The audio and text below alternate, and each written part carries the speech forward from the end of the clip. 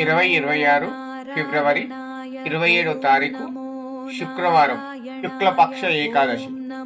ఆరుద్ర నక్షత్రం ఉదయం 10 గంటల 48 నిమిషాల వరకు ఉంటుంది. తర్వాత పునర్వసు నక్షత్రం. మేషరాశి వారికి ఆర్థికంగా కొంత లాభదాయకంగా ఉంటుంది.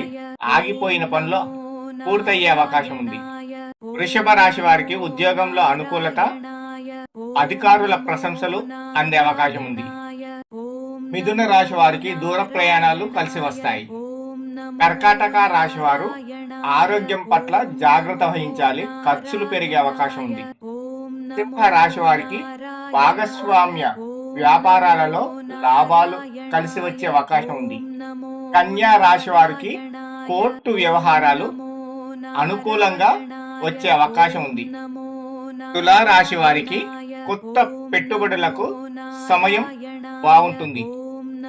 వృశ్చిక రాశి వారికి బంధుమిత్రుల నుండి సహాయం అందే అవకాశం ఉంది.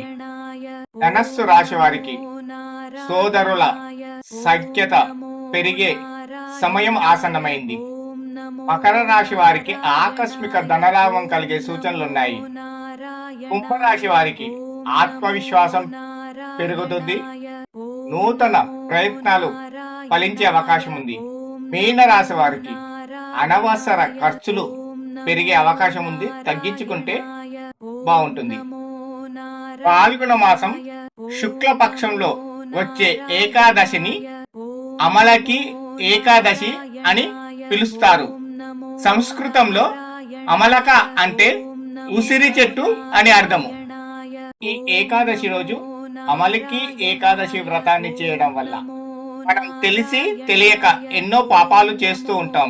ఆ పాపాలన్నీ ఈ ఏకాదశి వ్రతాన్ని చేయడం వల్ల తొలగిపోతాయి. ఈ ఏకాదశి వ్రతాన్ని చేయడం వల్ల 100 గోవులను దానం చేసినంత పుణ్యం దక్కుతుంది. మరణాంతరం వైకుంఠ ప్రాప్తి కలుగుతుంది. ఈ ఏకాదశి రోజు విష్ణు సహస్రనామ పారాయణం చేయడం చాలా మంచిది. ఈ ఏకాదశి వ్రతాన్ని ఎలా చేయాలి అనే విధానాన్ని చెప్తున్నాను, వినండి. ఈ ఏకాదశి రోజు ఉపవాసం ఉండి ఉసిరి చెట్టుకు నీరు పోసి ధూపదీప నైవేద్యాలతో పూజించాలి. ఒకవేళ చెట్టు అందుబాటులో లేకపోతే ఉసిరి ఫలాలను విష్ణుదేవుడికి నైవేద్యంగా పెట్టవచ్చు. అలా నైవేద్యం పెట్టిన ఉసిరికాయలను దానం చేయడం చాలా పుణ్యప్రదంగా భావిస్తారు. నైవేద్యం పెట్టిన ఉసిరికాయలను దానం చేయడం వల్ల జన్మ జన్మల దరిద్రము పాపము పోతుందని పురాణాలు చెప్తున్నాయి.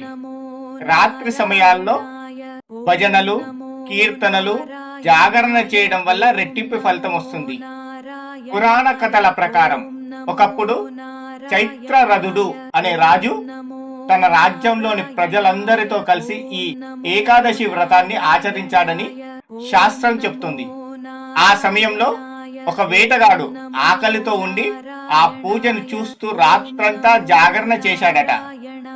అతనికి తెలియకుండానే ఆ వేటగాడు ఆ వ్రతాన్ని ఆచరించడం వల్ల మరుసటి జన్మలో అతను ఒక గొప్ప రాజుగా జన్మించాడని పురాణాలు చెప్తున్నాయి.